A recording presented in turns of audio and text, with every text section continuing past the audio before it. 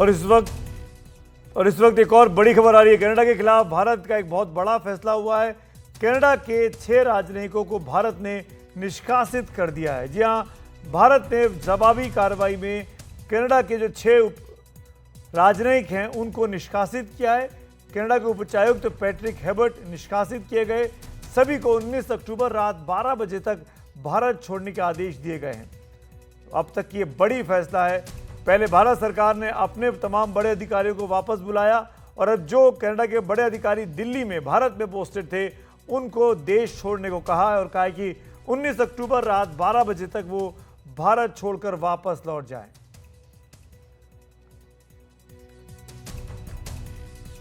इस वक्त ये सबसे बड़ी खबर है। 19 अक्टूबर तक देश छोड़ने का आदेश दिया गया है। भारत ने आज अब से कुछ देर पहले, करीब 1 से 1.5 घंटे पहले, अपने तमाम बड़े अधिकारियों को वापस बुलाने का फैसला किया और अब आदेश दिया कनाडा के अधिकारियों को कि वो भारत छोड़ के वापस लौट जाएं। मेरी सहयोगी कादम्बिनी शर्मा और जानकारी के साथ जुड़ गई। Kadambini, please update.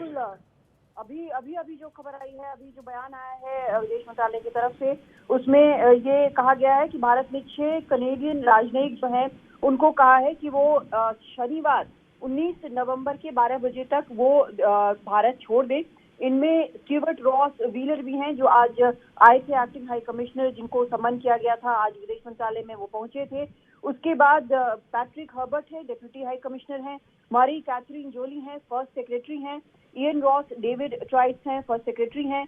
Mister Adam James चिपका है, ये भी फर्स्ट सेक्रेटरी हैं। मिस पॉला ओजोला है, ये भी फर्स्ट सेक्रेटरी हैं।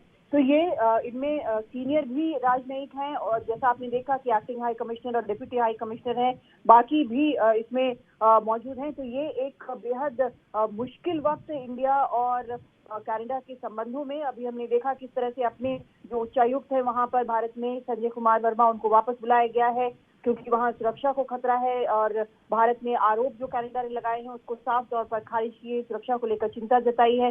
जो और राजनयिक जिनके बारे में कहा गया है कनाडा की तरफ से कि पर्सन ऑफ इंटरेस्ट है कि इन्वेस्टिगेशन में, उनको भी भारत ने वापस बुलाया है। तो अभी तक का सबसे मुश्किल दौर दोनों देशों के रिश्तों में। तो ये माना जाए कादम्बिनी की अब कोई भी बड़ा अधिकारी एक दूसरे के कॉन्सुलेट में नहीं है, चाहे वहां पे चाहे यहाँ पे। देखिए, वहां पर से अभी कौन वापस आ रहे हैं उच्चायुक्त के अलावा, संजय कुमार वर्मा के अलावा, वो अभी देखना बाकी है। लेकिन ये तय है कि दोनों ही जगहों पर अब कोई भी उच्चायुक्त नहीं है। ये स्थिति अभी सिर्फ पाकिस्तान के साथ है, जहां पर न वहां पे भारत के उच्चायुक्त है, न यहाँ पर पाकिस्तान के उच्चायुक्त है। अब ये कनाडा के साथ भी है। वहां पर जो कैमरॉन थे, इनके पहले जो हाई कमिश्नर थे, जून में उनका टर्म पूरा हो गया, वो वापस चले गए। नए हाई कमिश्नर को यहाँ पर कनाडा हाई कमीशन में आना था, लेकिन अब जो स्थिति बनी है उससे ये साफ है कि अभी ना तो भारत के वहाँ पे हाई कमिश्नर होंगे, ना यहाँ पर कनाडा के हाई कमिश्नर होंगे। तो टॉप लेवल पर दोनों ही नहीं है और ये जिसको कहते हैं कि काफी डाउनग्रेड किया गया है दोनों ही जो मिशन है दोनों देशों में उसको। और ये तभी होता है जब दो देशों के रिश्ते जो है वो अच्छे नहीं होते।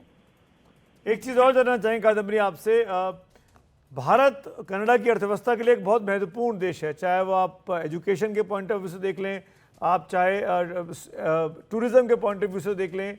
क्या ट्रूडो साहब और उनकी सरकार इस आर्थिक झटके को झेल सकती है? कब है चुनाव वहां पर? देखिए, अगले साल चुनाव वहां पर होना है और इस वक्त जो एक वहां पर जिस वोट बैंक को वो टारगेट कर रहे हैं, उस वोट बैंक की जड़ें जो है वो भारत में है। यहाँ से अधिकतर जो 7 लाख से ज्यादा सिख जो है वो वहाँ जाकर बसे हुए हैं और वो घर आते हैं यहाँ पर, चाहे मेडिकल के लिए या परिवार से मिलने के लिए, शादी ब्याह के लिए यहाँ पर आते हैं। तो सबसे ज्यादा अगर असर पड़ेगा डाउनग्रेड ऑफ रिलेशनशिप का, तो वो इन्हीं लोगों पर पड़ेगा।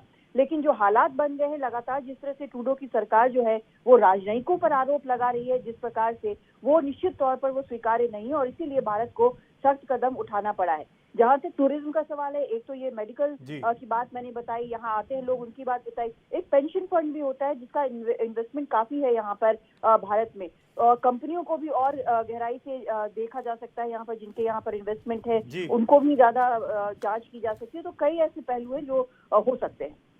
तो बहुत बड़ी खबर है इस वक्त ये, दो देशों के बीच में भारत और कनाडा के राजनयिक संबंध अपने सबसे न्यूनतम स्तर पर इस वक्त दिखाई दे रहे हैं।